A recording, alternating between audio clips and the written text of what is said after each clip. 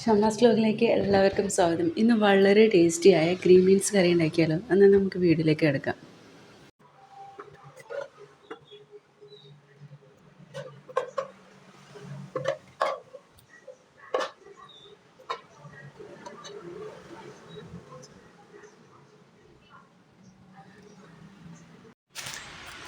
ഇത് നമ്മുടെ സാധാരണ സൂപ്പർ മാർക്കറ്റിലും കടകളിൽ നിന്നൊക്കെ വാങ്ങാൻ കിട്ടുന്ന പാക്കറ്റ് ഗ്രീൻ ബീൻസ് ആണ്.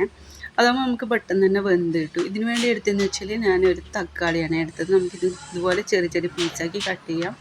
എല്ലാ മസാലകളും നമുക്ക് കട്ട് ചെയ്തെടുക്കാം. പകുതി ഉള്ളി, കുറച്ച് കറിവേപ്പില, 4 വെളുത്തുള്ളി, ചെറിയ പീസ് ഇഞ്ചിയാണ്. പിന്നെ നമുക്ക് ഈ ഗ്രീൻ ബീൻസ് ഒന്ന് ചെറുതായിട്ടൊന്ന് കഴുകിയെടുക്കണം. ഒരു 2 തവണ കഴുകിയെടുക്കാം. അതിനുശേഷം നമ്മൾ കുക്കറിലേക്ക് നമുക്ക് ഇട്ട് കൊടുക്കാം. പിന്നെ നമ്മളെ മസാലകളൊക്കെ അതിലേക്ക് തന്നെ നമുക്ക് ഇട്ട് കൊടുക്കാം. ഇതിനാവശ്യമായ മസാല പൗഡർ നമുക്ക് ഇട്ട് കൊടുക്കാം. ഞാൻ 1 ടീസ്പൂൺ മല്ലിപ്പൊടിയാണ് ഇട്ട് കൊടുത്തത്. പിന്നെ 1/4 ടീസ്പൂൺ മഞ്ഞൾപ്പൊടി, 1/2 ടീസ്പൂൺ കാശ്മീരി ചില്ലി പൗഡറാണ് ഇട്ട് കൊടുത്തത്, മുളക് പൊടി. പിന്നെ ആവശ്യത്തിന് വെള്ളം നമുക്ക് ചേർത്ത് കൊടുക്കാം. അതിനുശേഷം നമുക്ക് അടച്ചു വെച്ച് ഒരു 8 വിസിൽ വരെ വേവിച്ചെടുക്കാം.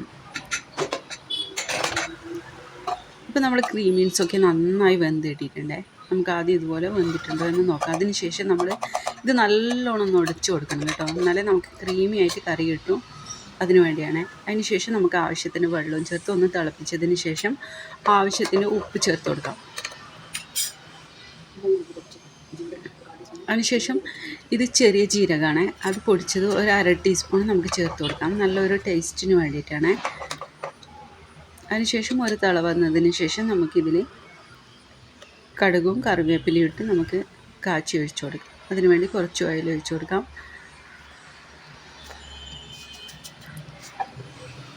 പിന്നെ ഇതിലേക്ക് ഒരു 1/2 ടീസ്പൂൺ കടുക് നമുക്ക് ചേർത്ത് കൊടുക്കാം.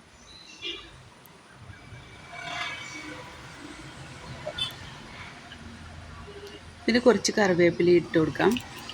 കറിവേപ്പില ഒരു ടേസ്റ്റിന് വേണ്ടിയിട്ടാണ് ചേർത്ത് കൊടുക്കുന്നത്. അതിനുശേഷം നമ്മുടെ ഗ്രീൻ ബീൻസിൻ്റെ കറിയിലേക്ക് ഒഴിച്ചു കൊടുക്കാം. അപ്പോൾ നമ്മുടെ അടിപൊളി ടേസ്റ്റിയായ ഗ്രീൻ ബീൻസ് കറി റെഡിയായി കേട്ടോ. നിങ്ങൾക്ക് എൻ്റെ ചാനൽ ഇഷ്ടമായെങ്കിൽ സബ്സ്ക്രൈബ് ചെയ്യാനും ലൈക്ക് ചെയ്യാനും ഷെയർ ചെയ്യാനും സപ്പോർട്ട് ചെയ്യാനൊന്നും മറക്കരുത്. ഇതുപോലെ നല്ല പുതിയ വീഡിയോസായിട്ട് നമുക്ക് വീണ്ടും കാണാം. Okay, by.